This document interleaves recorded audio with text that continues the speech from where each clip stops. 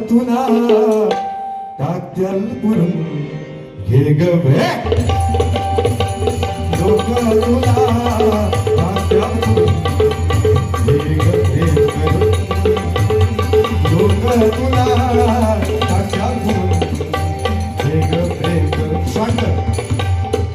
हा गेला ताबडतोब दुसरा